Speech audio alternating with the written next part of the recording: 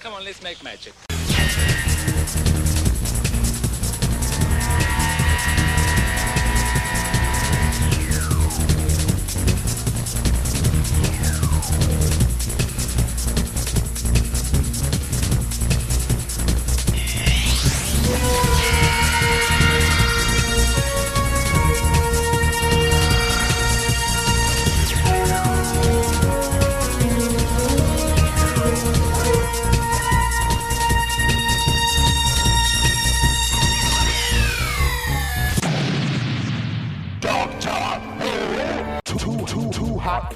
Hello and welcome to another episode of Doctor Who Too Hot for TV. We are the podcast that looks at all things Doctor Who Extended Universe, from NAs to EDAs, Magic Bullet to Target Books and BBVs to AVs and anything even more tenuous than that. We cover it all.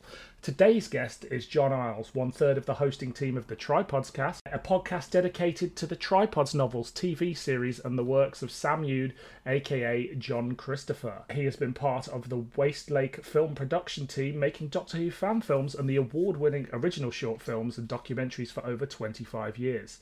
His Doctor Who spin-off credentials are writing a short story for the Big Finish anthology Bernie Summerfield's Something's Changed and co-writing another story with Charles Octolany in Big Finish's Short Trips, A History of Christmas.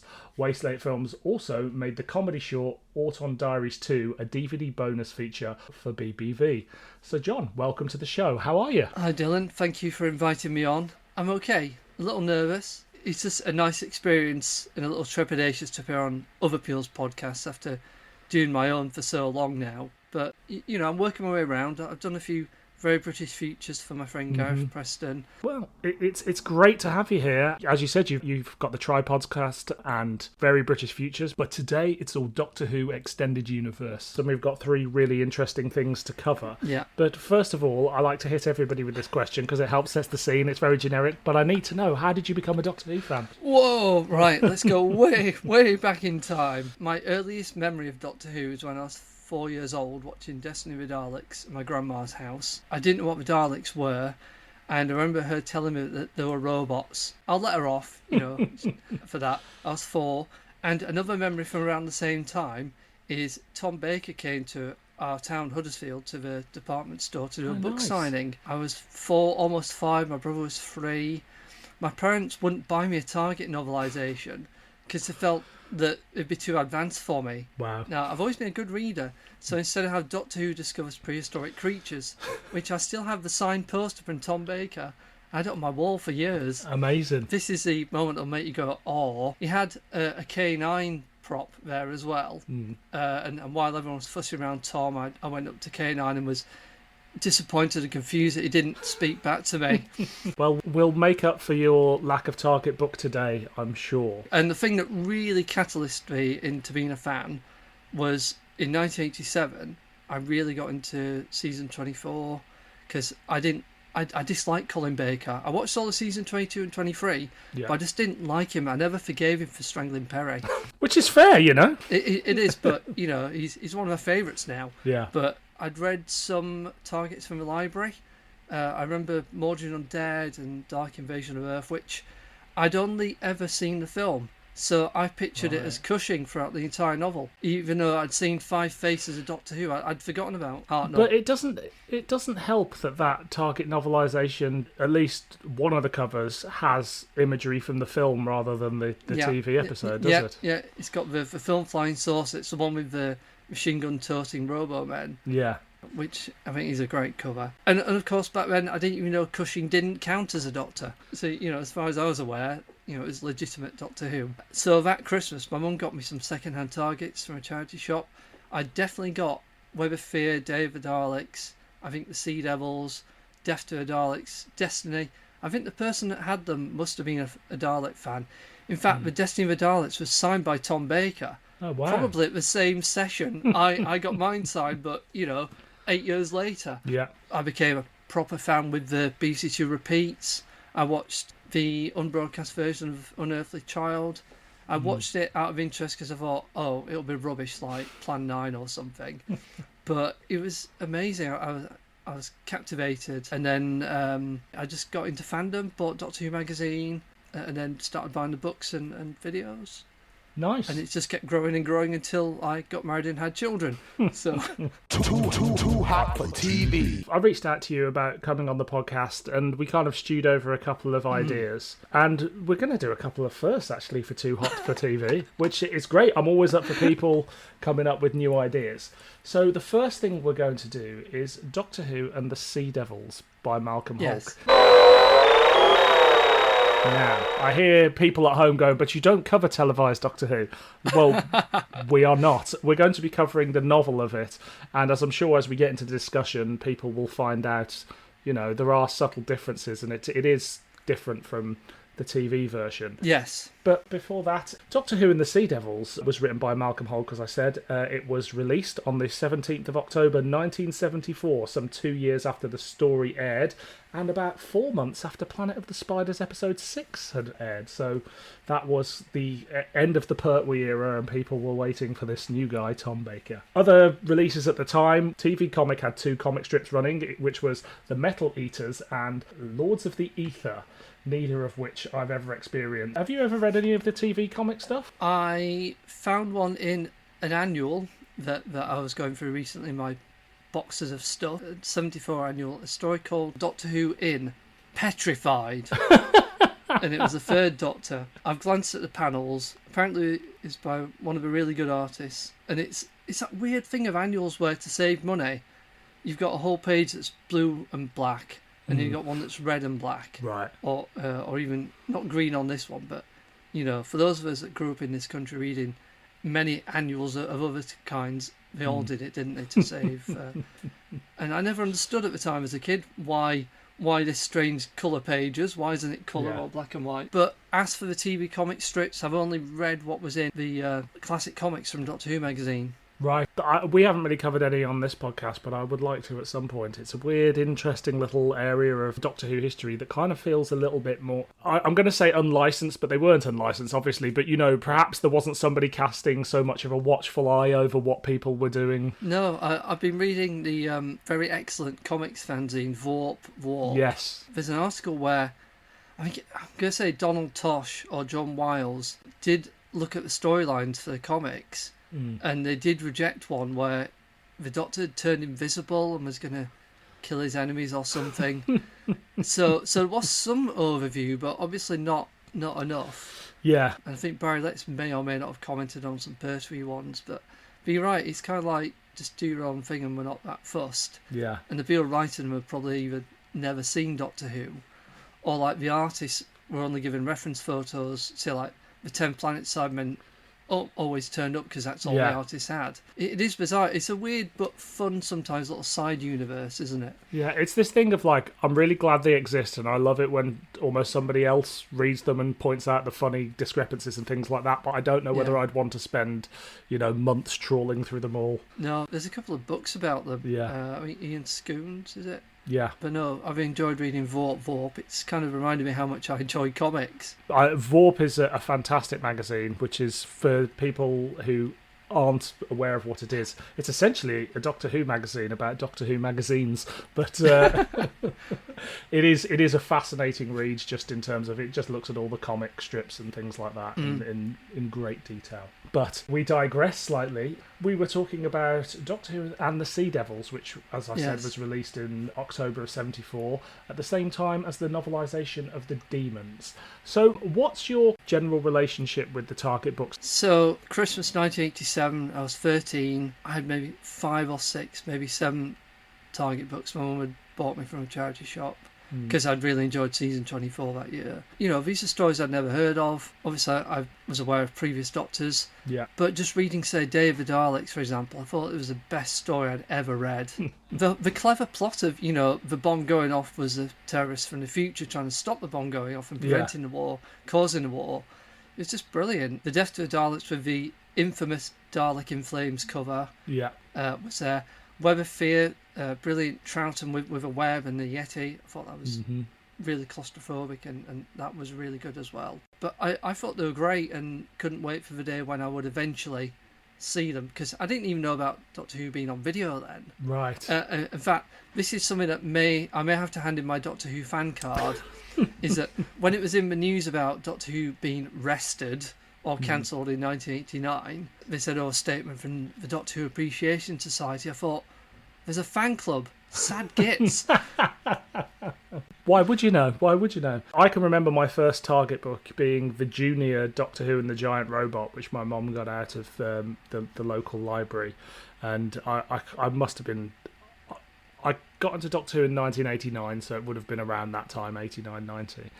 And I also remember us going into the local W.H. Smith's and them having only one Doctor Who book, which was The Greatest Show in the Galaxy, and her buying that. But I remember trying to read it and I couldn't because it was too complicated a text. The junior one. Yeah. And my mom reading me The Greatest Show in the Galaxy. And then throughout my childhood, as I became a more confident reader, I jumped in and out of... I would never read ones that I'd already seen, so I was all out looking for... new ones. Essentially. But in the 90s, I was a little bit too young to read the New Adventures at the time, so it was really the target. So if it didn't exist, or it wasn't out on VHS, or I didn't own the VHS, those were the ones I'd go for. I also remember sneakily later on, when I was sort of, 14, 15... we'd have to do book reports at school. And when I didn't want to read, I'd just do a book report on a Doctor Who story that I'd got on VHS and just bring the book along. You mentioning Greatest Show there reminds me. I started buying my own targets. So after the ones that I'd got for Christmas when I was 13, when I was at college when I was 16, 17, I went into Forbidden Planet over in Leeds. And I saw the cover of Paradise Towers. And I always loved the design of the cleaner robots. Yeah. And Alistair Pearson's covers have always attracted me to them. And I thought, that was one I remembered. It's like, right, I'll buy that one. So I bought that. And then a year later, when the Doctor Who repeats were on, it's like, I started getting into it. And then I'd be buying my own either in Forbidden Planet or W.H. Smith's if they still had them, because they were doing the Blue Spine reprints. And then... a few years after that, conventions, and then John Fitton books and magazines, wherever I could get them. Do you own a full set? No, I've never been that obsessed where I wanted a full set. Right. Simply because it's like, I'd refuse to pay 10 quid for the Wheel in Space. Yeah. Even though it's meant to be one of the best ones ever. But, I pick up the ones at like £1 or £2. It's interesting, those Blue Spine reprints you were talking about.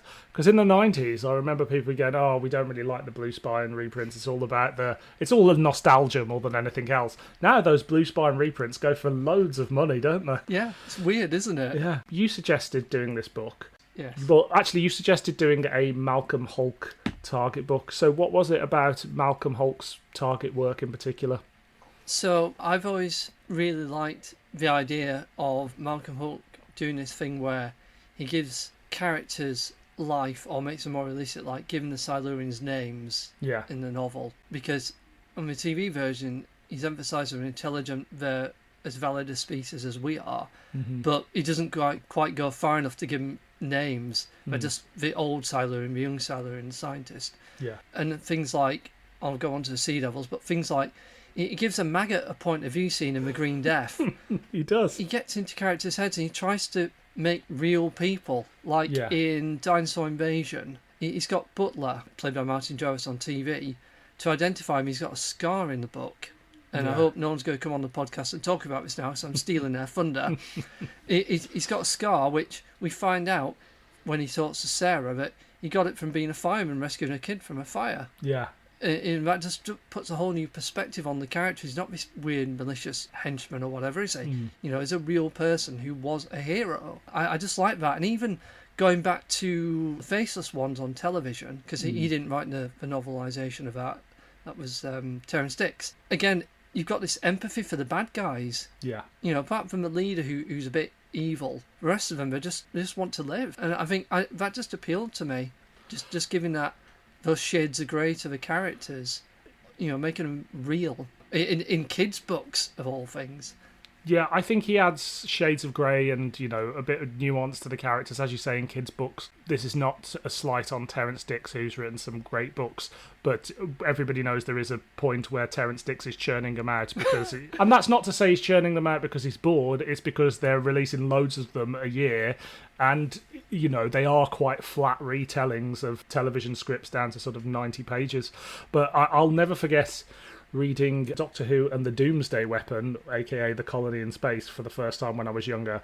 And I hadn't seen it at this point, but that is one of those books that got me really excited to see the TV version, because I was like, oh, this sounds great. And he paints this weird dystopian world, and he describes the futuristic cities and the overpopulation back home. Yeah. And you're like, oh, this is going to be really exciting stuff. And I love Colony in Space, but in terms of production values, shall we say, compared to the book, it really, like, they're two worlds apart. Yeah. But I think his approach to kind of character and story, while he is a person from a certain time period and writing for a certain format, he certainly adds more character and more depth and, again, more shades of grey and things like that to everything he does for Doctor Who and beyond than I think a lot of writers at the time necessarily would do. Oh, definitely. He's thought about and he's given them more to do, or the reader more to think about. I always think of, he's the one that makes Mike Yates a traitor in Invasion of the Dinosaurs. Yeah. And that's giving his character something to do.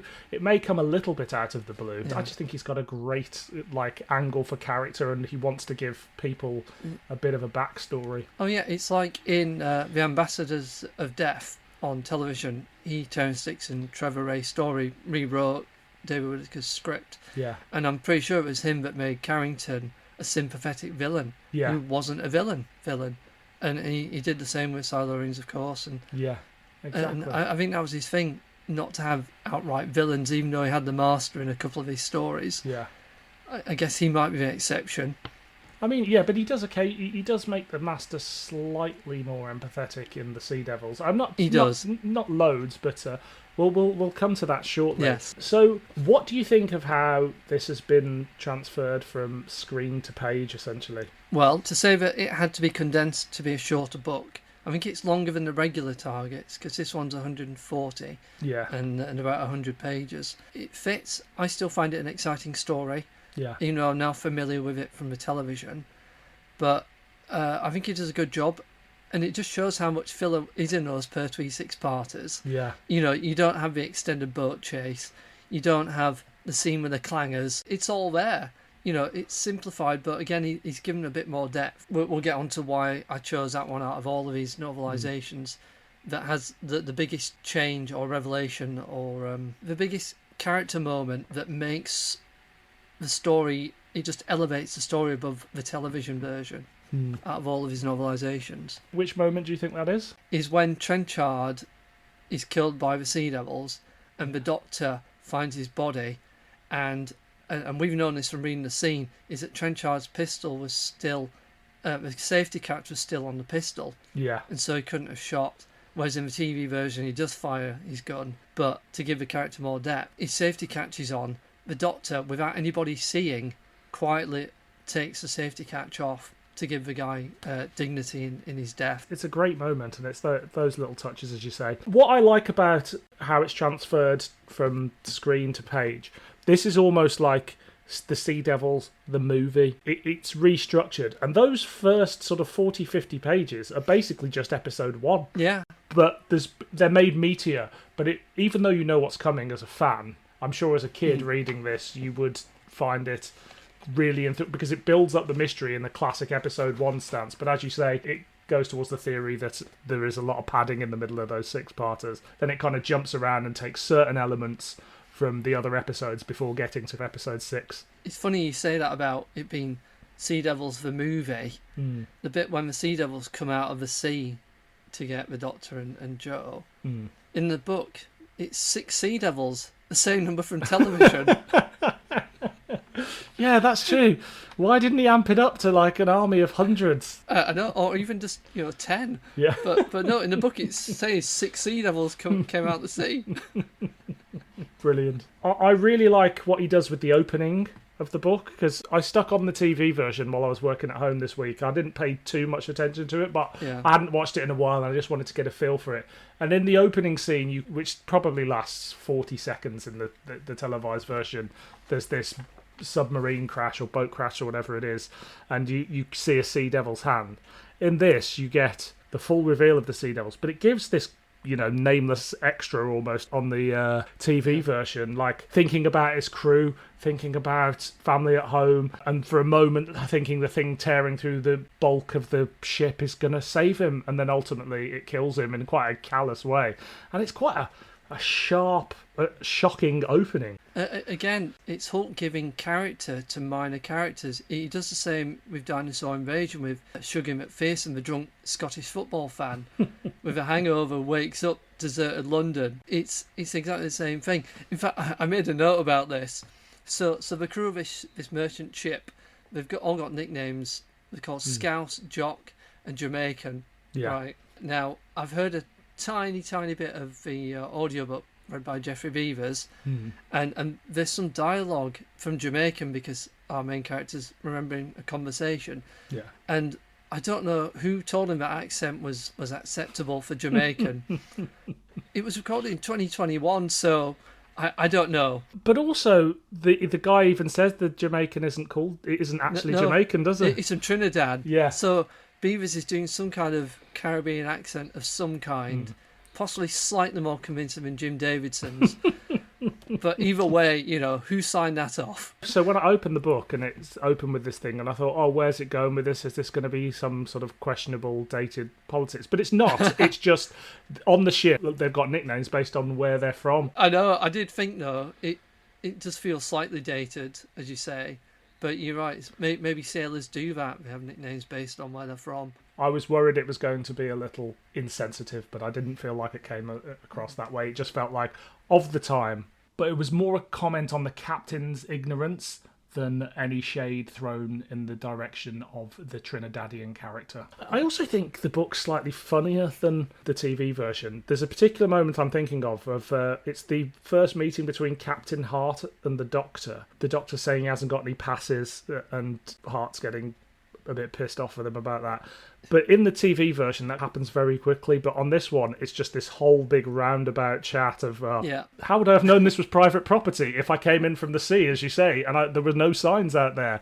It's very funny, but you can see the Pertwee Doctor delivering it, so he captures the essence of that character as well. Speaking of which, when Captain Hart, right, he said his thoughts are like when Doctor Who first came to his attention, he's looking out the window. That's another thing about the targets that now irk me as a grown-up fan.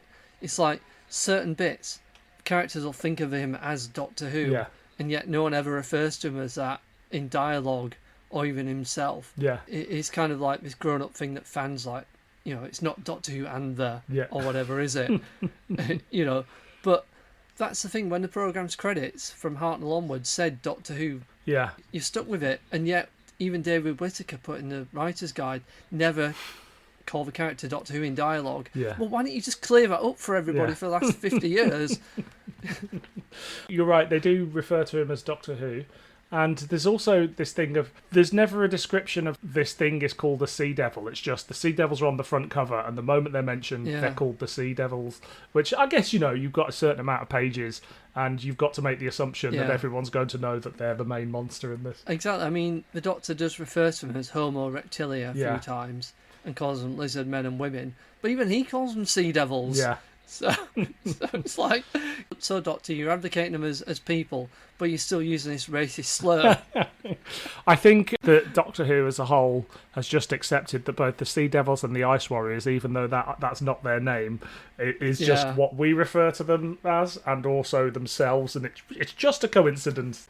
Exactly. It's like, we recently had Legend of the Sea Devils, didn't we? Yeah. So it's there forever. Exactly. One of the other things that struck me was, it's not so much that it's educational, but it does explain things in like a neat way to the audience.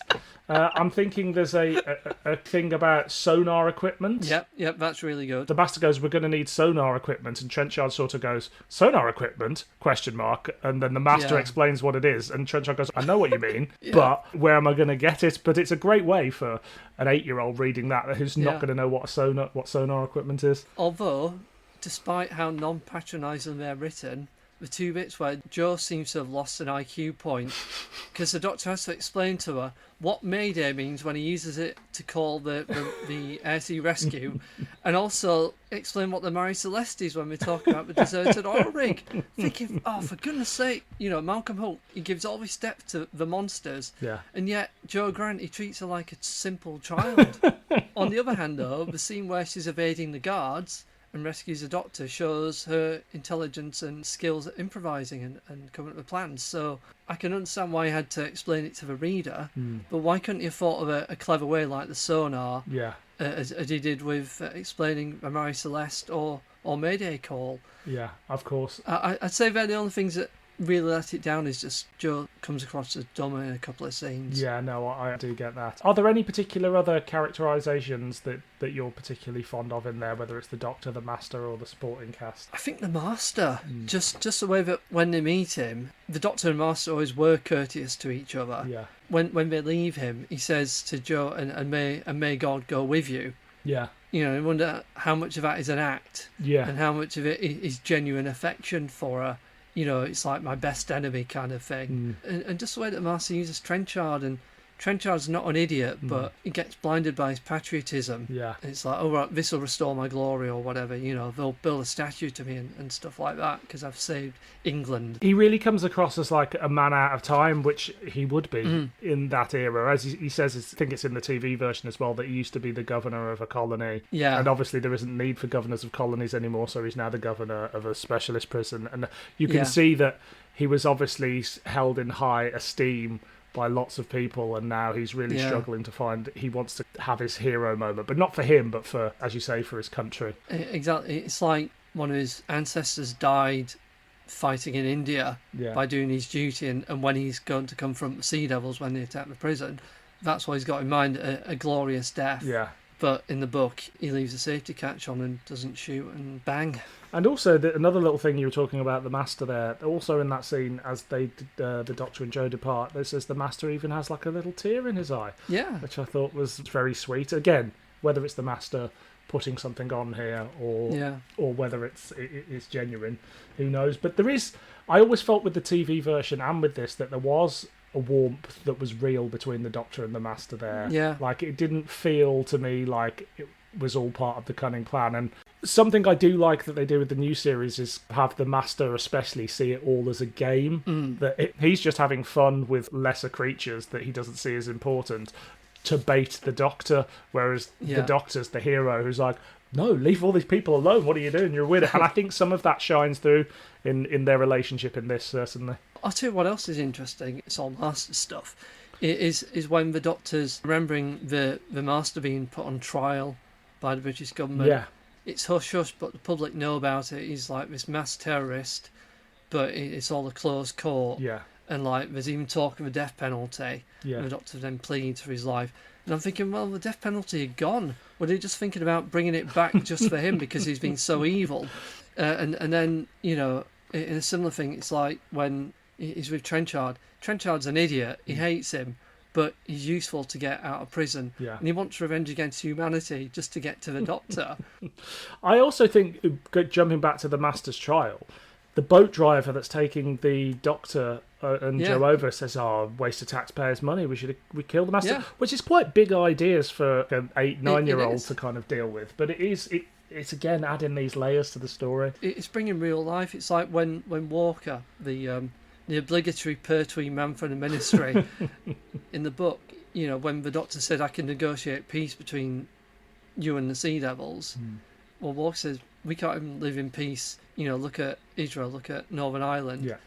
They would never be name-checked on television. Of course. So again, Hulk's getting in the message in a subtle way. Yeah. I mean, there are lots of little touches like that and certain changes to the story. So I guess, are there any particular standout changes or moments that you want to talk about further? But just little things. Giving the Sea Devils a little bit more depth and really Trenchard and the Master coming across as being civilised and friendly.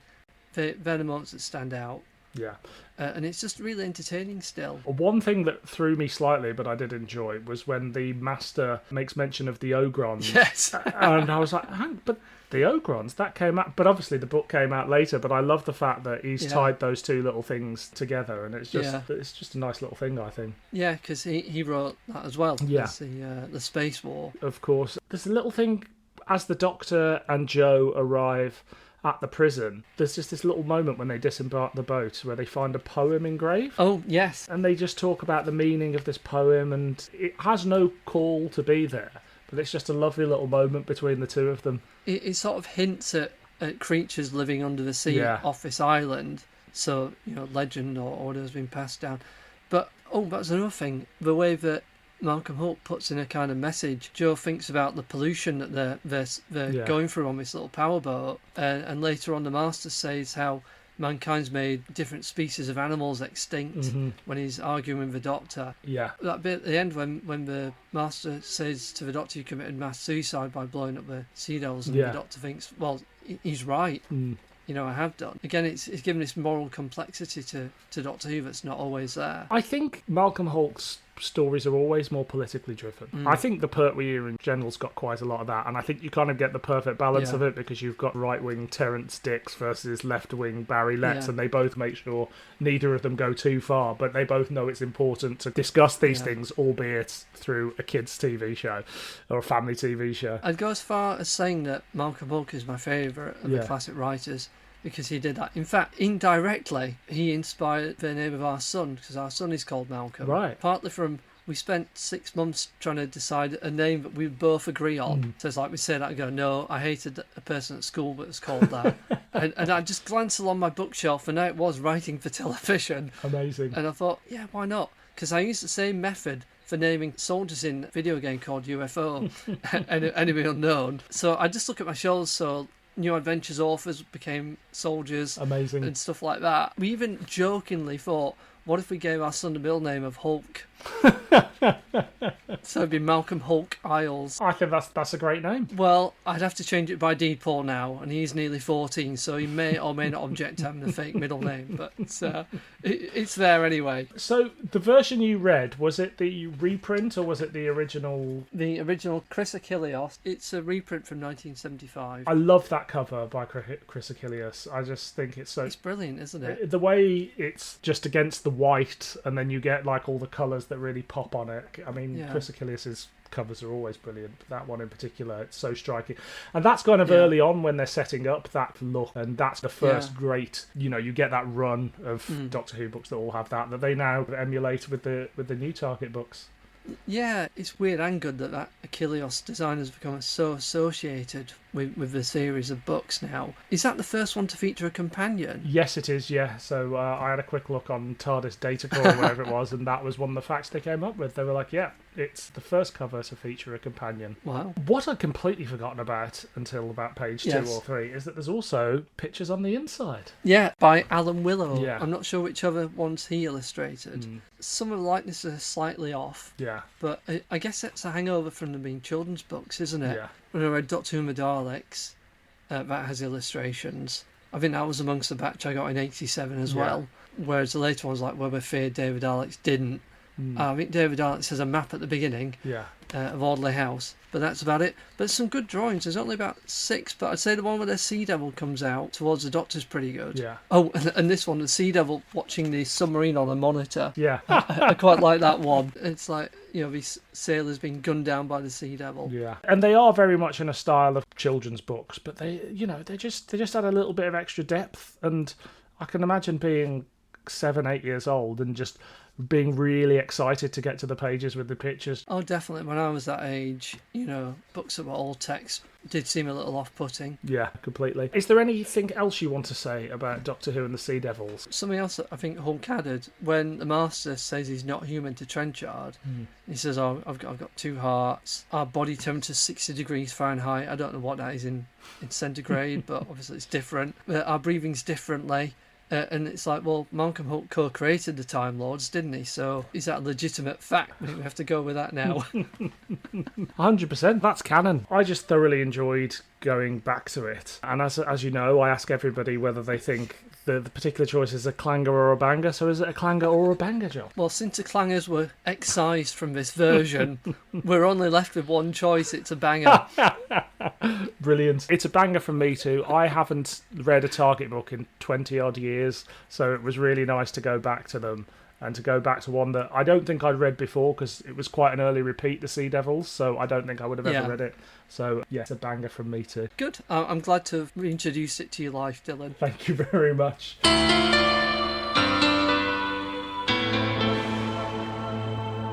The Making of Doctor Who was a special produced by the New Jersey Network, which first aired on NJN on the 19th of November 1988. It was broadcast as part of a party that aired on NJN, which was basically a pledge drive with Sylvester and Sophie hosting, and it was at a hotel, so it was basically a convention, and there were 500 attendees. Wow. Which I assume that footage must exist somewhere. Obviously, we'll talk a little later about what else exists and where it might pop up if it ever does. But I had no idea that there was this pledge drive to it. So at the time, season 25 had just begun broadcasting. Episode 1 of Silver Nemesis itself obviously aired on the 23rd of November 1988, and it was announced that Terror of the Zygons and the Talons of Weng Chiang were getting released on video, so it was early days for that. David Banks's Cybermen book was just out, and the comic strip at the time was a multi-Doctor number called Planet of the Dead. Also, in Doctor Who magazine that came out at the time for this, there is a little quote from Terry Nation at a convention where he said, "What Doctor Who needs now is love and affection." This was at the Scorpio convention in Illinois. He branded current Doctor Who a disgrace and felt the show needed to go back to basics with good stories and a real fellow playing the Doctor and forget the silly costumes. Harsh words there from Terry Nation. Yeah, wasn't it he that approached the BBC with Jerry Davis with an idea to produce Doctor Who? So they must have been thinking about it at that time then. Yeah, they approached them shortly after the cancellation, I think. Yeah. And I guess he's probably referring to seasons 23 and 24. Both seasons, which I'm very fond of, but I understand the backlash at the time. It's a bit of a shame that he felt like that, but also it was quite popular at the time, especially at conventions, for people who used to make the show to slag off the current show. There are convention footage from the time of even Peter Davison sort of slagging off the Colin Baker era, just saying, oh, it's a bit silly and it needs to get back to... But a lot of that... Really? Yeah, but I think a lot of that is just feeding into people saying what... Playing to the audience. Yeah, playing to the audience and the general consensus that people say even today about certain things without really checking the facts, you know, like the most classic example of, oh, Doctor Who, all the sets wobbled back in the day. And so every member of the public kind of reels that off as a general opinion that isn't actually true. No, I think the only one I can remember really is in Ambassadors of Death. Oh, really? Where a wall wobbles when Regan's got them captured. Yeah. They took somebody in, like the goon or whatever, henchman, he flies backwards and knocks the wall and it wobbles a bit. Yeah. I mean, but those things happen in lots of old TV shows. Exactly. It's not just Doctor Who. Exactly. But that's the one that people remember. But it's always those lazy opinions. Like, so the lazy opinion is Doctor Who wasn't very good towards the end in the classic series. Yeah. The opinion now that Doctor Who wasn't very good after Matt Smith left and things like that. It's lazy things that, you know, people reel off because they think it's not as good since so and so took the role. No. But, you know, it is what it is. No. One little story which I'll try and keep short that was also in Doctor Who magazine at the time was Doctor Who on stage. American freelance writer John Ostrander is still hopeful that his Doctor Who play, The Inheritors of Time, will make it to the stage. 2 years ago, all the preliminary preparations for a production had been completed. It had a director, designers, all but one of the actors, and a theatre had been found. It was a story that was set with a new version of the Doctor between Patrick Troughton and John Pertwee, something which has been mined to death in many a spin-off media since. But John wanted £500,000 for his Chicago-based production, and he was out there trying to raise money for it, and ultimately it never came to fruition. It's just one of those mad little stories that I think of, like, there was a sort of fan out there trying to raise £500,000 to make a Doctor Who play. I've never heard of this. As I do this podcast and look back at more and more old Doctor Who magazines, there's always lots of talk about stage plays, and I've never really, beyond the big ones of like The Ultimate Adventure and the, Seven Keys to Doomsday, but there's so many smaller productions and aborted attempts, it's untrue. It's weird. Maybe it's just that thing of trying to get a stage play based on a TV show. Yeah. Maybe it's just not enough interest. Yeah. So they don't get the funding for it. Of course. So, the making of Silver Nemesis, or the making of Doctor Who, Silver Nemesis, is a documentary about the making of Silver Nemesis. When did you first experience this? I first experienced it when the video came out of Silver Nemesis, the extended Silver Nemesis. Yeah.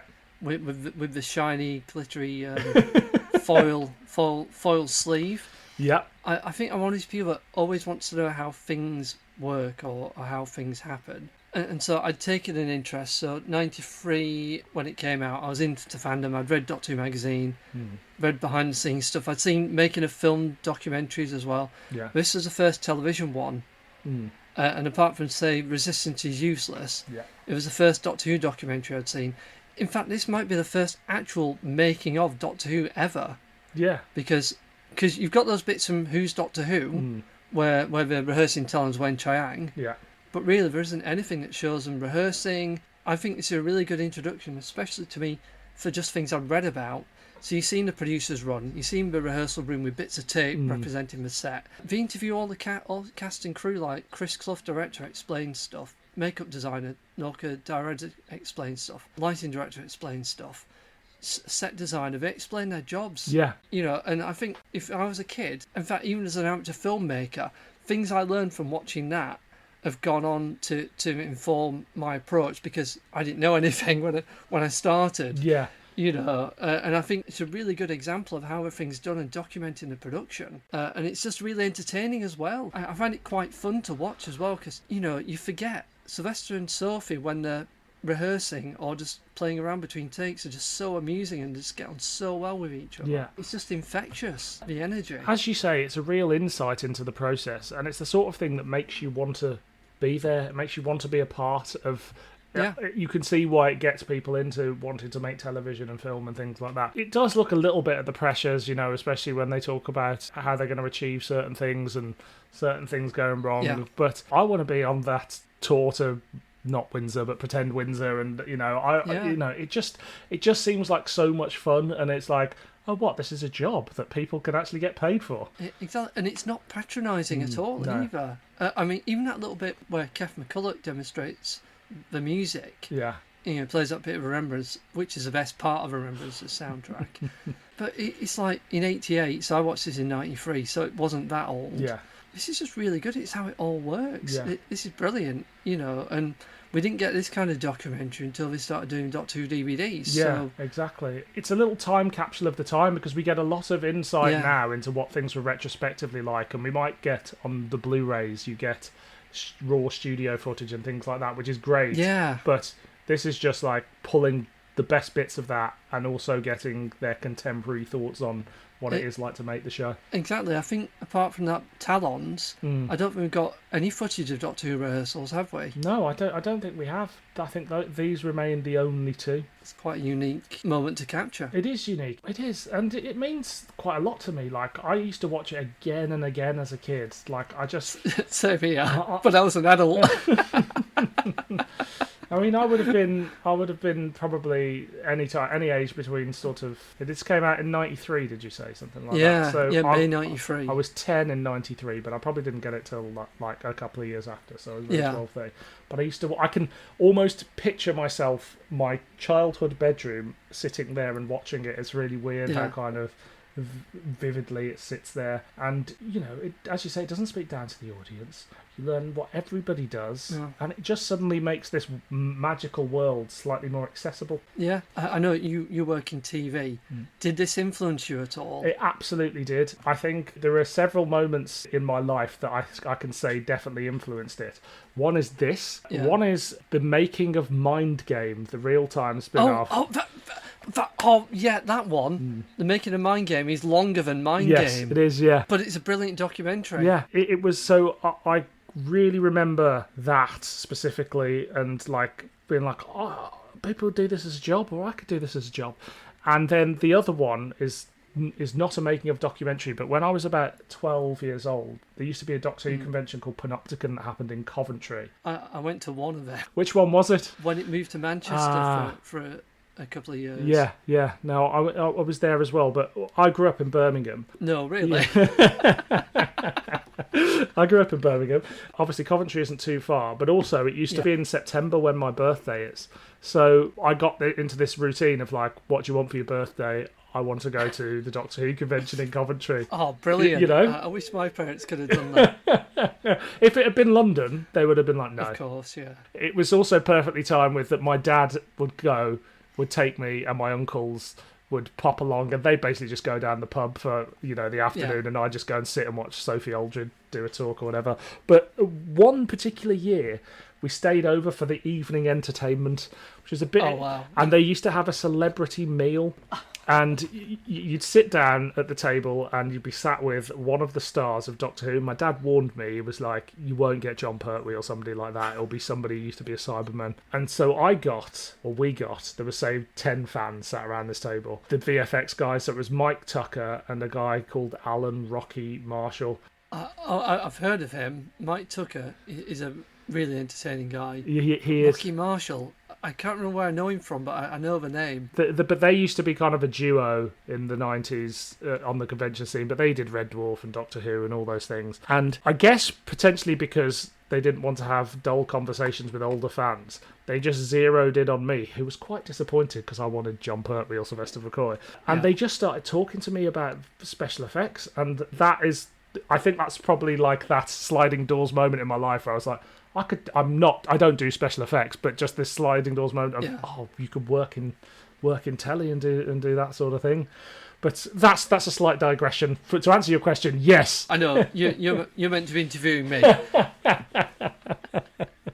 But yeah, it is quite an influential bit of television production. I'm sure there are people out there now who watch Doctor Who Confidential in the noughties and have gone on a similar path. I think I've seen it on Twitter. People have said, I went on to work in TV from obsessing over Doctor Who Confidential. Yeah. So, as you say, there was loads of interviews with cast and crew. And... yeah. A lot of people who wouldn't normally be interviewed. You get the assistant floor manager, and Yeah. I know Gary Downey's a little bit infamous in Doctor Who fandom and did conventions, but mainly as the partner of JNT. But it's quite interesting hearing his role, actually, because you forget this was his job. He actually does his job. Yeah. From reading the Life and Scandalous Times of JNT, you'd think he didn't do his job very well. But he comes. In fact, there's two Gary Downey moments that always stick in my mind and my friend's mind. Yeah. Is before we do a take or whatever, he says, "Come on, let's make magic." Yes. Now, one of our Westlake Films team, he says that before we do filming or recording to this day. And the other thing that sticks in my head is when he talks about Sylvester McCoy is late for location filming.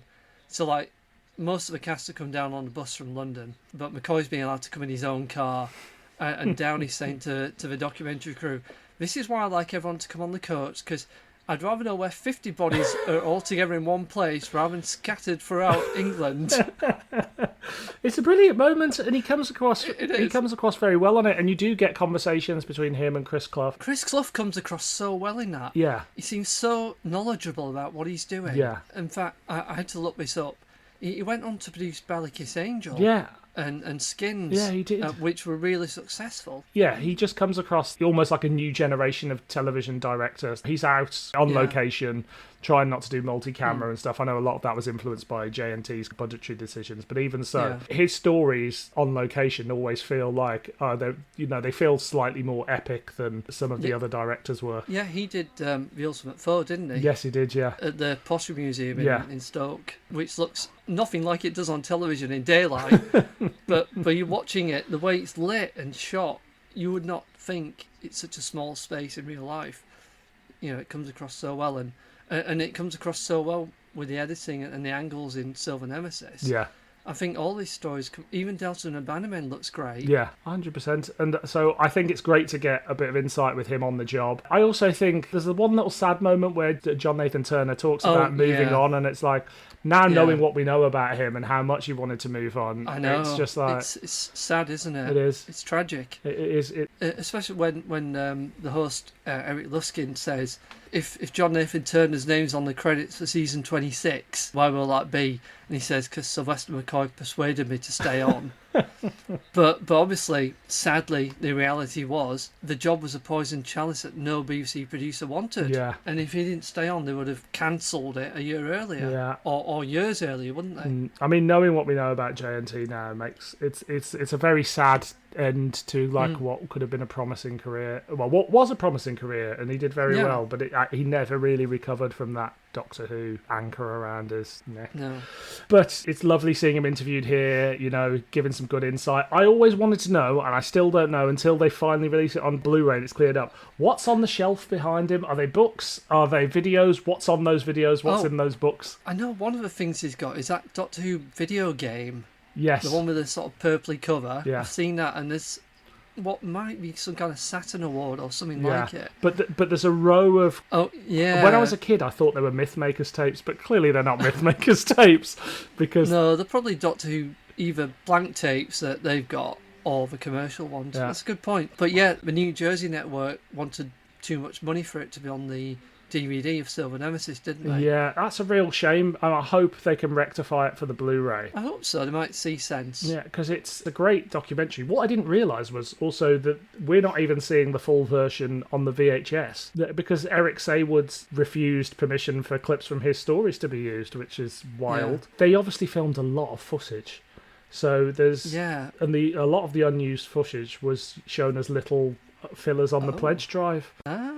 So it may exist somewhere. So there was a scene called a making of a scene, which was Sylvester McCoy and Sophie Aldred rehearsing. There was another behind the scenes little feature, and then there was a conversation with Chris Clough, which I guess was just his full interview, which lasted 25 minutes and was shown on that network at various times. But I couldn't find them online. I could only find short, sort of 12-minute excerpts on YouTube. Are there any favourite moments you've got from this doc? Just all that stuff about really explaining what people do to a camera, and just seeing the fun that Sylvester and Sophie are having. Yeah. Rehearsing and acting, and just like, I think even now, they're still really entertaining either on their own or together. Yeah. And when I met them at conventions, they've been really nice. A couple of bits that I really liked beyond how informative and what an insight is into that world. I loved the little Kev McCulloch scene where he plays the music of remembrance and then switches out the synths and to a bit of a party, and it just turns it into something different. And also there's the moment where they interview Anton Diffring, and he has no idea what he's doing there. I've written it here. Yeah. He doesn't know what he's doing. He's just like, I could come here and I can watch Wimbledon, so that's why I'm here. Yeah. It says a lot about his performance in the... I mean, it's not a bad performance by any means, but he's certainly someone that doesn't know what show he's in. No, and again, this is the first time that I think Doctor Who's actually featured actual Nazis or neo-Nazis in the programme. Yeah. And I mean, it's not like swastikas everywhere or anything. No. But it's quite interesting to try and bring in this... Again, it's Cartmel bringing in that realistic graphic novel Alan Moore approach, isn't it? 100%. And Anton Diffring really helps add to that, even if he doesn't know why he's there at all. Because, I mean, he had a career playing Germans in war films, so... Yeah. So I guess he was a go-to guy. Exactly. Maybe Darren Nesbitt wasn't available. but no, even that's... As you said, it's so entertaining, the whole thing. Yeah. Because I couldn't even remember how long it was until I rewatched it. Yeah. It's 54 minutes. This is brilliant. It's longer than I thought. David Banks. I love David Banks. Yeah. That Cybermen book's amazing. Iceberg, His New Adventure. They're my favourite Cybermen, the 80s ones. Yeah. And that look, those new costumes, is brilliant. And I just have to add that bit about Cyber Crotch. Yeah. When the costume assistant, where the seam is split and having to restitch it. I can tell you, when we made our Cyberman fan film, Deconstruction, there were replicas of the Tomb costumes made for Phase 4 films originally by Philip Robinson. And I can tell you, they not quite cyber crotch, but cyber armpit, where the strains of a design of a costume would result in a tear. And I tell you, we watched Tomb because we had to restore them a little bit. And I can tell you, there's shots in Tomb where you can see a little tear under the armpit. Right. And I thought, they are a perfect replica. Exactly the same has happened to our replicas to the real things in the 60s. Of course. And as for cybercrotch, that is exactly what happened. Nothing has changed. So it was presented and produced by Eric Luskin. Do you know anything about Eric at all? I think I've read an interview with him in Doctor Who magazine when they released the video. Right. And he talked about, he was a journalist that worked for New Jersey Network. And he persuaded them to make fund a documentary for Doctor Who, and he was given an number of days he could come over to England to film it. I think it was probably just like him and a camera and a sound guy, probably, as low budget as possible. But got so much access. Yeah. And obviously the network showed Doctor Who. It was a PBS thing, I imagine, wasn't it? So he was a fan. He was a fan, and it was all about driving funds. He's also responsible for another couple of films which are available out there. One is Patrick Troughton in America. I've heard of that. Which is available from Real Time. And the other one is Who's Who, which is another... I've seen that sleeve as well. Yeah, and that's available from Real Time Pictures as well. Ah. I've seen the Patrick Troughton one, but not the other one. The Patrick Troughton one, it's not as detailed as this. It's just here's Patrick Troughton doing a couple of conventions and then all these PBS links and stuff like that.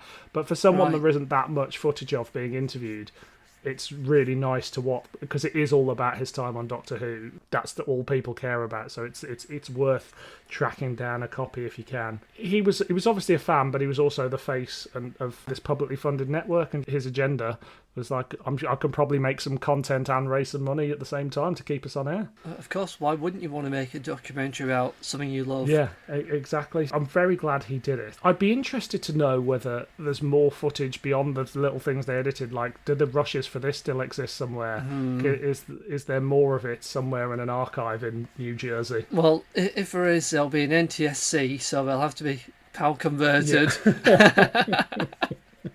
Give it to the restoration team. Well, hopefully, as we say, by the time the Blu-ray of season 25 comes around, this will have been pulled from the archives. I hope they see sense and think, well, no one else is going to watch it unless we allow them. Yeah. Because unless they're going to release it themselves, I can't see why they'd hold out for more money. Yeah. And people not watch it. So, is it a clanger or a banger? I think I know where we're going through this. Definitely a banger. 100% banger. There we go. Maestro. Too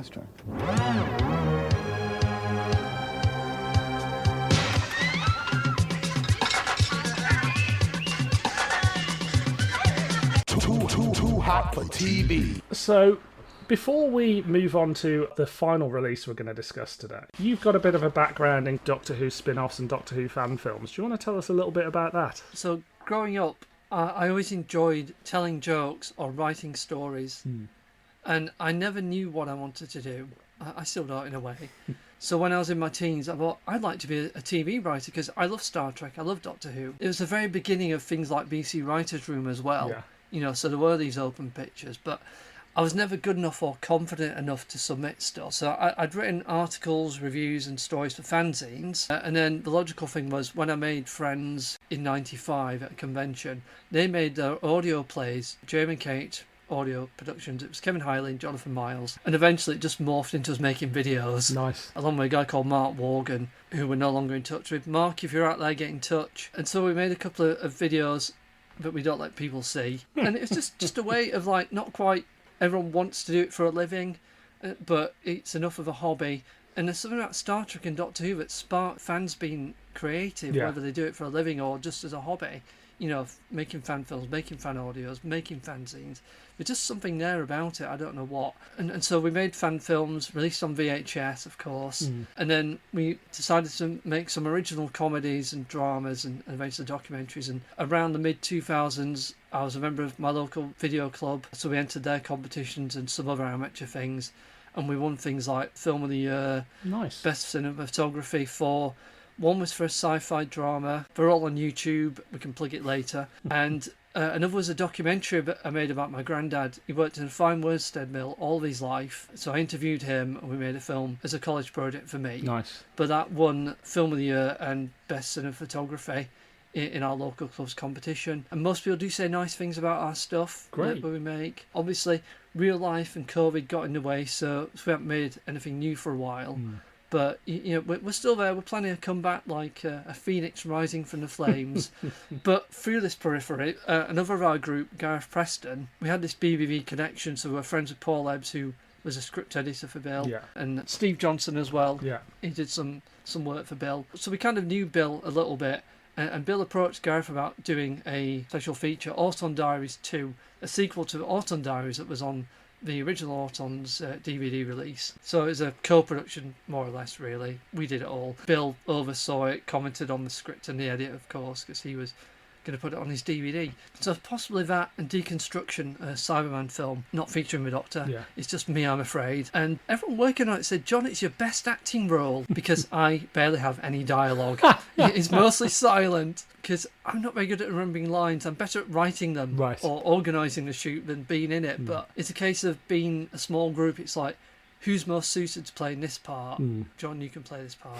So yeah, I go in front of the cameras when I have to, but I do prefer being behind the camera. And it's a hobby, but one that's very rewarding. Yeah, no, I'm sure. And you've also had a few brushes with Big Finish. Yes, so I was part of Yahoo mailing list for Bernice Summerfield, Paul Cornell moderated. This is about 2003, and there was an annual Bernice Summerfield anthology that Big Finish were publishing, and he left one slot for a newcomer in each one. So for 2 years I submitted an idea, didn't get a slot, and then he left, and Simon Guerrier was in charge of a Bernice anthology that year. And so you had to write your 1,000-word story, send it in as a complete story, and then Simon would choose which one he was going to put in the book. I got very lucky. He chose 2 that year, so that was really good. So that was my first paid writing job. Great. So that was 2005. It was published in 2006. It was called The Night of Living Martian. Featured the Ice Warrior character. I can't remember his name right now. It lose me.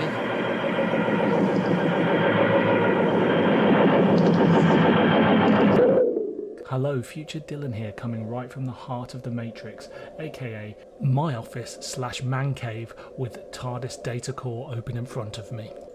And I can confirm that the Ice Warrior in Night of the Living Martian was in fact Vors. Toodle pip, see you next time. It didn't lead to, fame and fortune, but it was nice. And then Simon was looking for pictures because he had the Christmas anthology for Big Finish, Doctor Who Short Trips, A History of Christmas. I didn't have an idea, but I mentioned to my friend Charles Octoloni, you got any ideas? And he did have an idea for a story set at Christmas, because the Stone of Scone, the one that the Scottish and now the British monarchs are sitting on when they're crowned in the coronation, was stolen by students in 1950 from Westminster Abbey on Christmas Eve. I thought, what if it was the Doctor that took it? Nice. So it's the first Doctor, Ian and Barbara. Amazing. And so we wrote that. Simon was a great guy, Simon Guerrier, brilliant editor. In fact, he put on a Christmas party for the authors of that book in a room in a pub in London. So that was nice of him. But sadly, I didn't capitalise on this thing of like, oh, I'm published. Obviously, I split the fee with Charles, but we got paid £75 for that. Well, there you go. That's it, really. So fan audios, fan videos, and a brush with licensed spin-offs, which, for the Doctor Who, all the storylines had to be run through the production office. Right. So RTD may have read my storyline, or our storyline. That's brilliant. Well, there you go. You've got a little bit of Doctor Who history right there. Too hot for TV. Sontaran's Old Soldiers from BBV was written by Simon Gerrard and Colin Hill, and it was released in February of 2000. At the time, Andrew Cartmel had just been announced as returning to Doctor Who to write Winter for the Adept for Big Finish. Virgin announced the New Adventures of Bernice Summerfield book range was ending. The book range that ran from basically 96-97, when the New Adventures range ended, up until this point. So, they had quite a good run. I own all of the New Adventures and the Bernice ones. Oh, do you really? To the bitter end. She is, apart from, say, Ace, she is the companion that I grew up with and identify with the most. That's amazing. And my wife wouldn't allow us to call our daughter Bernice. I really wanted that. But I got Malcolm Hulke in there anyway. Yeah, exactly. Also out at the time was The Paradise of Death on CD, Greatest Show in the Galaxy on VHS. The Eighth Doctor adventure was Parallel 59, while the past Doctor adventure was the third Doctor and Joe story. The Last of the Gadarene by Mark Gatiss. Also out was The Boy Who Kicked Pigs, Tom Baker's novel, and the comic strip at the time was The Glorious Dead. That was a brilliant comic strip. They all were, those Eighth Doctor ones. That Eighth Doctor run is just a fantastic time for Doctor Who comics. Too hot for TV. Captain Wells visits the captive Sontaran Commander Brack as she is investigating a number of military deaths spread over a 40-year period, mainly at peacetime. These deaths seem to be linked to cobalt blue, a multi-purpose substance being found in a variety of weapons. Although Brack initially refuses to help her, the two soon start to interrogate each other and learn much about their counterpart and cobalt blue. Wells learns that Brack fled from battle and was kept here where he influenced many of the wars across the world. Although he initially claims this was his mission, it is in fact a mission he set for himself to justify his cowardice. When he is finally found by the Sontarans, he forces a Sontaran's hand into killing him, thus ending his torment. Too hot for TV. I guess first of all, why did you pick this one? Out of all the BBVs, this is one that, I don't know, it just resonated just because it's different. We've got a different Sontaran.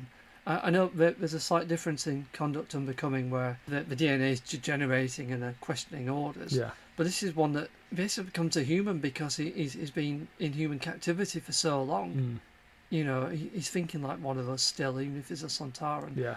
And I just think it's John Wadmore's best performance as well as a Sontaran. Yeah. I know he was in Mind Game Trilogy. I'm not quite sure if it was after or before this. I think he does Mind Game Trilogy, and Bill goes, he's good at doing Sontarans in a way that the guy who was the Sontaran in Mind Game wasn't as good, if I remember correctly. I mean, when did Silent Warrior come out? It was all sort of the same time. I mean, maybe he'd been recommended by a friend, but I think John Wadmore as the Sontaran in all of the BBV stuff, I think he does an amazing job. I think he's fantastic. I completely understand why this resonates. It's so different from what you'd expect from a Sontaran story. For the audience listening who haven't heard it, it's a two-hander between John Wadmore as Brack and Sally Faulkner as a character called Alice Wells who works for the UN or UNIT. And it's this sort of Silence of the Lambs two-way interrogation, essentially. Wadmore's character Brack is a prisoner and has been for many, many years, and Sally Faulkner's character needs some information. It's a layered and complicated conversation. It's not just two people in a room having a chat. You know,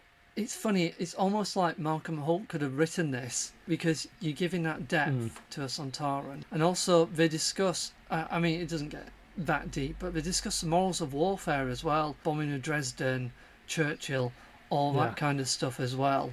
You know, she talks about her grandfather being a pilot and what have you, and he talks about how he's helped human history and helped with the warfare but didn't drop any of the bombs, but her granddad did. And, you know, who's the good person? Like, the people abroad saw your granddad as a devil and he thought he was an angel. You think he's an angel. It's like, it really does go into the complexities of warfare. And also, because it's a two-hander, and obviously this is a budget thing as well, because, you know, obviously BBV didn't have a massive budget. And when there's scenes, so you've got the World War I battle at the beginning, it's sound effects and music, and you've got the two actors narrating stuff to carry this scene, and it works really well.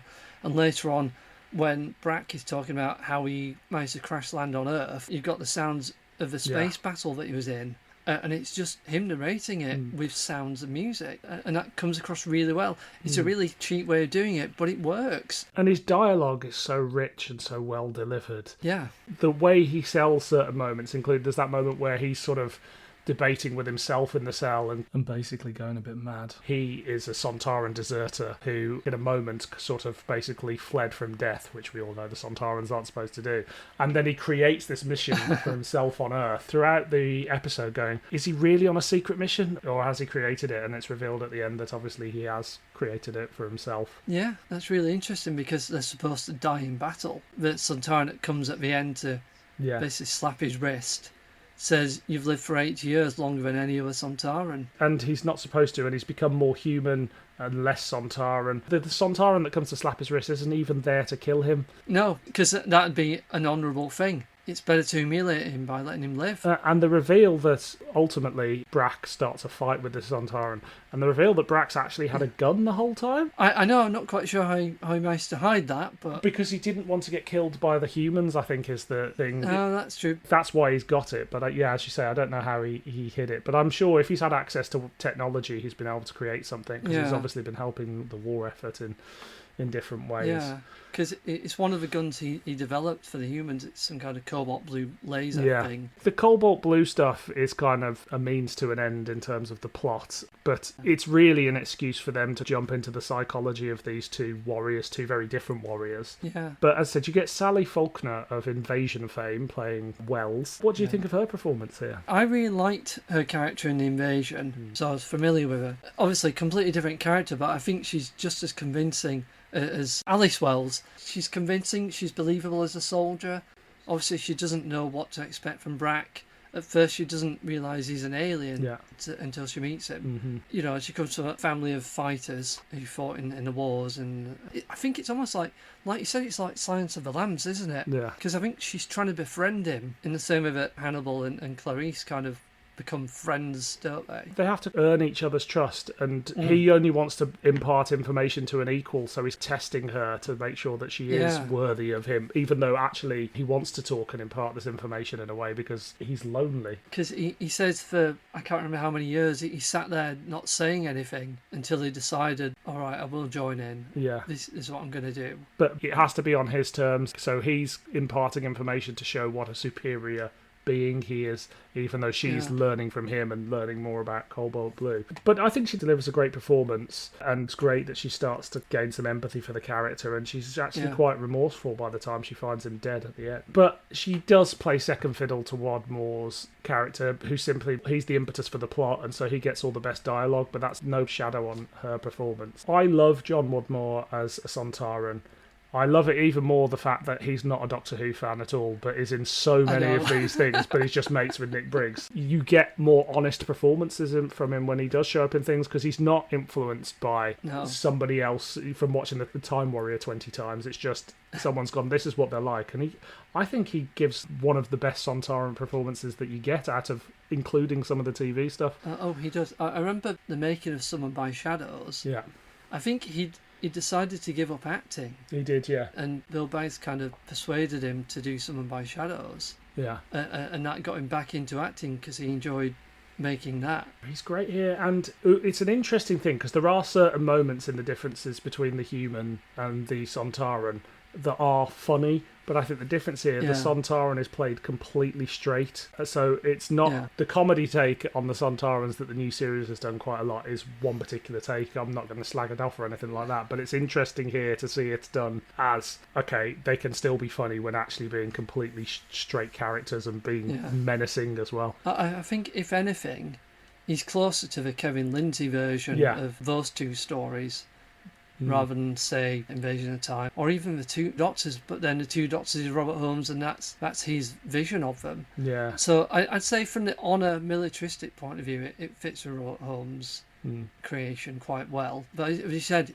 he's become human-like, hasn't he? Yeah. And so he is very different, and I think that's really good. I wouldn't say he's better than Kevin Lindsay, but he is very good. But then if you gave Kevin Lindsay the same script, you'd probably get the same kind of feeling. They're cut from a similar cloth, and it's to do with the material that they're given, and the best Sontaran stuff, like you get in Conduct Unbecoming and this, and Sontaran Experiment in the Time Warriors, where you really delve into their culture. Like, Sontaran Experiment's such a basic story in a way, but it's the fact that this guy is just torturing these people to find out their strengths and weaknesses. It makes for an amusing 50 minutes or whatever. I also find it interesting that the Sontarans are like the third or fourth biggest recurring or popular Doctor Who monster as well. I wonder what it is that made them appeal so much.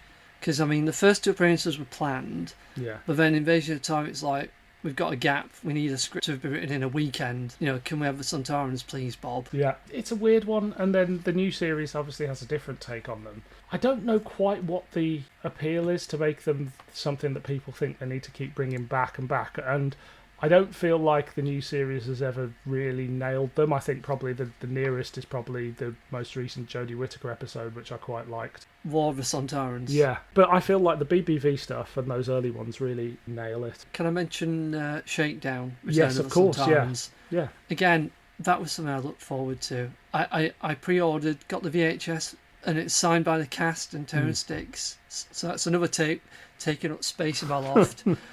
Because due to whatever rights, Jason Hay Gallery won't release it on DVD. Yeah. Again, they had to change the design for copyright, but of course it's all licensed from Robert Holmes' estate. Terrence Sticks wrote it. Yeah. I think it's brilliant. They come across strongly, and they're still a comedy Sontaran. Yeah. And then similar with Mind Game and Mind Game Trilogy. I think the Sontaran's stronger in Mind Game Trilogy. Yes. Possibly because it's John Wadmore playing him. But it's like even the fan films got in on the Sontarans.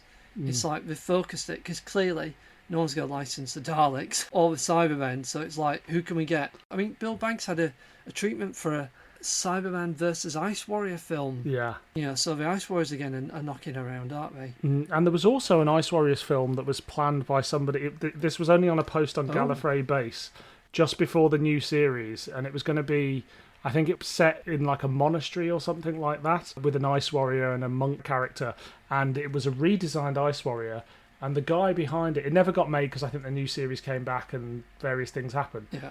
But they built the costume for this redesigned Ice Warrior, and it's in something like an EE commercial or something, not as an Ice Warrior, but it actually exists, and I think that was probably the last of someone trying to do a Doctor Who spin-off before the new series came back. Wow. But who knows where that is. But back to Old Soldiers. So it was written by newcomers to BBV, Simon Gerrard and Colin Hill. Gerrard was a writer in commercial radio, writing topical comedy sketches, features and news reports. And he also became co-editor of Dreamwatch at one point, and was also the partner of Wendy Padbury. I sort of remember that, but I wasn't sure if it was a false memory. Are they still together? I have no idea. And then Hill was an old school friend of his from Crosby and Liverpool, and they just wanted to write some Doctor Who fiction. They tried to write a third Doctor novel that they never completed, and then so they pitched to BBV, and their pitch for the Sontarans was essentially they had this idea of a Sontaran sitting in a deep shadow next to a fireplace, a bit like Roald Dahl in Tales of the Unexpected, perhaps even wearing a smoking jacket, which would obviously come back with Strax later on, of course. But then they'd been thinking about Rudolf Hess, and so it turned into something a bit more of a political thriller, essentially. This conversation between them. I think they just deliver such a compelling script. The dialogue is rich and vibrant and just sparkles. It's poetic in places, some of the Sontaran dialogue. Definitely that opening battle scene and the space thing, that's quite poetic. Yeah. It's a really good idea for a script.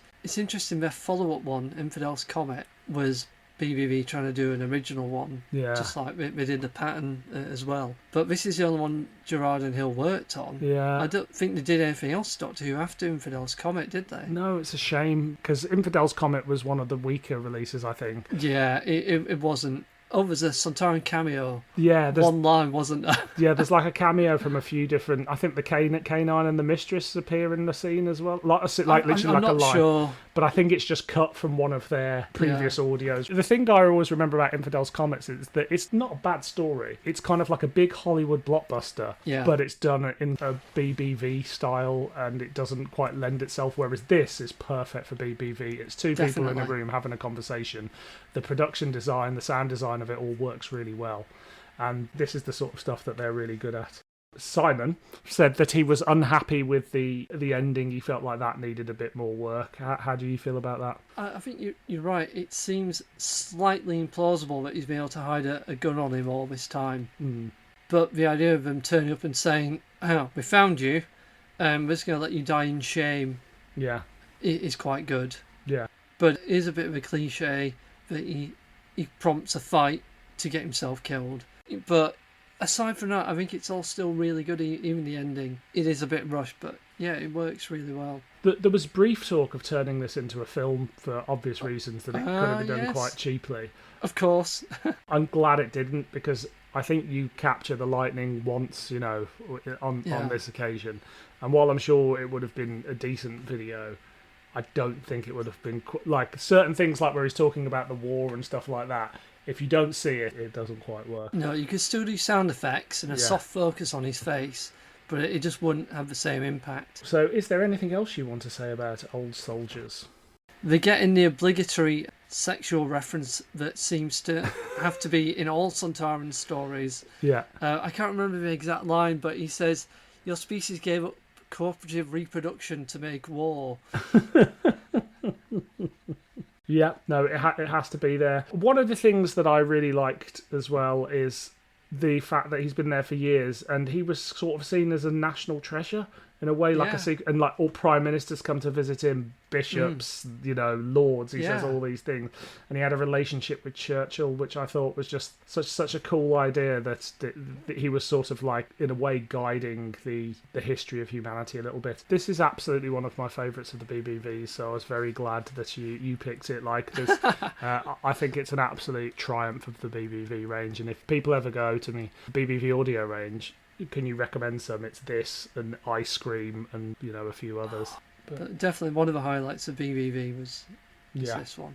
So is it a clanger or a banger? Definitely a banger. It is an absolute banger. We've had 3 bangers in a row, and there we go. That we've covered 3 very different spin-offs from the Doctor Who world there. Too hot for TV. Thank you so much, John, for bringing these onto the show and letting me talk about some things that I loved and things that you loved too. Thank you for inviting me, Dylan. I've enjoyed revisiting these and sharing my enthusiasm with you. No worries, anytime. But if people want to find you on the internet, you've got many things that, you've got a podcast, you've got your films and stuff like that. Tell everybody where they can find you. Okay, so for Westlake Films, we have a YouTube channel that we're currently locked out from. It's all there. Our videos ranging from Doctor Who Deconstruction featuring the Cybermen to Autumn Diaries 2, which we did for BBV. We've got Flash Gordon homages, we've got original sci-fi, we've got documentaries, and that's Westlake Films on YouTube. We are on Twitter as Westlake Films UK, and as for Tripodscast, we have a Tripodscast Facebook group. We're on Instagram as Tripodscast. We are on Anchor and on Spotify. All 10 episodes can be listened now. We will be adding it to Apple at some point, and the Twitter is at Tripodscast, because if you go to Tripodcast, you'll get something else. And I just want to say for people out there who haven't heard Tripodscast, it's a fantastic podcast. It doesn't matter whether you know the books or the TV series well or not at all, or inside out. If you're a fan of cult television, young adult fiction, anything like that, it's a fantastic insight into that story and how it evolves. And it's not just reviews of the books or the TV series. You've got cast members, you've got behind the scenes people, and it really tells an interesting tale of this fictional world and where it's been and where it may or may not go in the future. Yes, Disney holding on to the movie rights and doing nothing with them since 2001. Yeah, if you are a fan of cult TV or anything like that, then it's a fantastic podcast to listen to, so do go out and check it out. How many episodes are there? About 12, something like that? It's officially 10 episodes, but some were too long and they were split in half. Yeah. We managed, I think it's 14. We stuck to our guns and managed to release them every fortnight. It was an impressive release rate. And our follow-up series will be monthly. So the final episode, which we devoted to Sam Yude and talked about his other books outside of the Tripods, where we interviewed 2 of his children, Nick and Rose Yude, who run the Sile Press.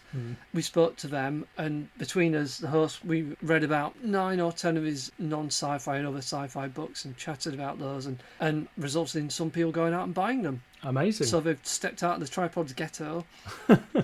But the episode about Sam, by coincidence, we released on the centenary of his birth. Amazing. So it was a fitting ending, and we got an email from Rose Yude afterwards and saying it was a fitting tribute to their dad, and we should be proud of ourselves. Fantastic. So is there anything else you want to plug before we wrap things up? I'll tease our follow-up series from Tripodscast. It's going to be called I Don't Do Sci-Fi.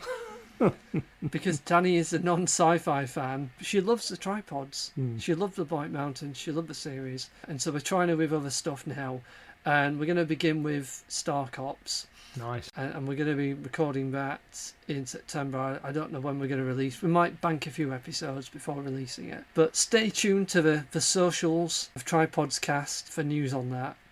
Next time, it's Halloween, It's the 31st of October, assuming I can get the episode out in time, and it's spooky season. I'm going to be joined by Mark Cockram of the All in Time and Space podcast, and we're going to be looking at two spooky Doctor Who audio adventures. The first is Big Finish 7th Doctor story, Night Thoughts, and the second is BBC Audio's enhanced talking book, Dead Air, featuring the 10th Doctor. But until then, I have been Dylan. And I've been John. And this has been Doctor Who Too Hot for TV.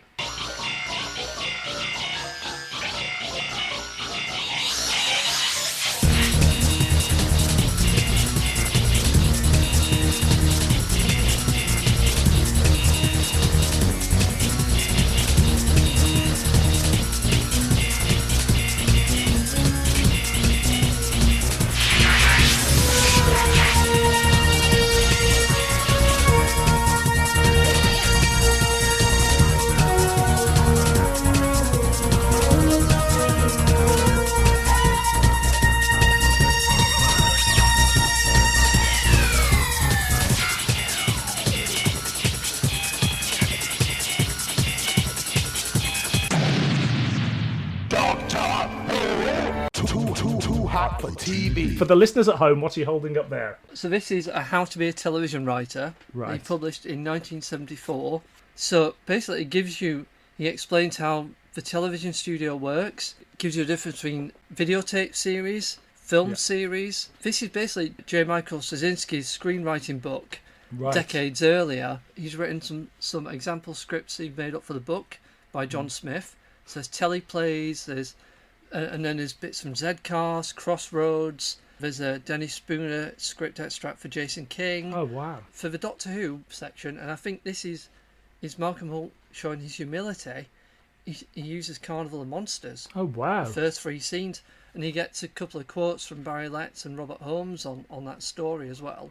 And it really is. And I mean, he talks about, the whole film versus video thing as well. They do all the exteriors on film back then.